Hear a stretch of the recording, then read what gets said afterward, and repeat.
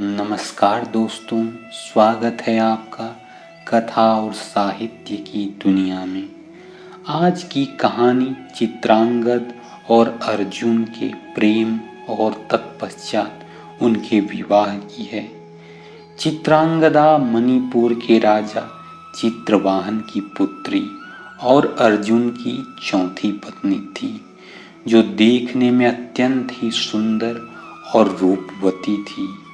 अर्जुन जब 12 वर्ष के वनवास का समय व्यतीत कर रहे थे तो वह घूमते घूमते मणिपुर पहुंच जाते हैं। और मणिपुर जब वो पहुंचते हैं तो रास्ते में एक देवी का मंदिर मिलता है।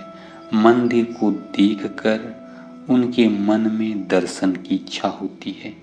जैसे ही वह दर्शन के लिए अंदर जाना चाहते हैं, ठीक उसी समय एक राजकुमार उनका रास्ता रोक देता है और अर्जुन से कहता है, पहले मैं आया हूँ, देवी का दर्शन मैं करूँगा।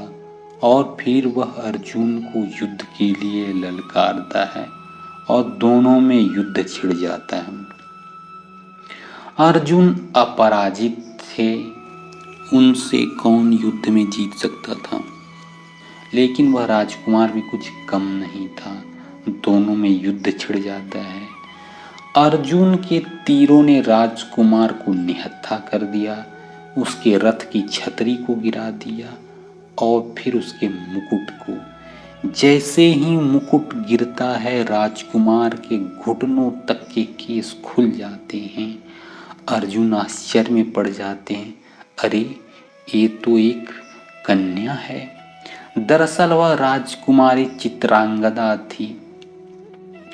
अर्जुन उसकी वीरता और उसके परम सौंदर्य को देखकर उस पर मोहित हो जाते हैं और राजा चित्रवाहन के सामने विवाह का प्रस्ताव रख देते हैं। राजा विवाह के प्रस्ताव को सहर्ष स्वीकार कर लेते हैं और फिर उन दोनों का विवाह धूमधाम से होता है।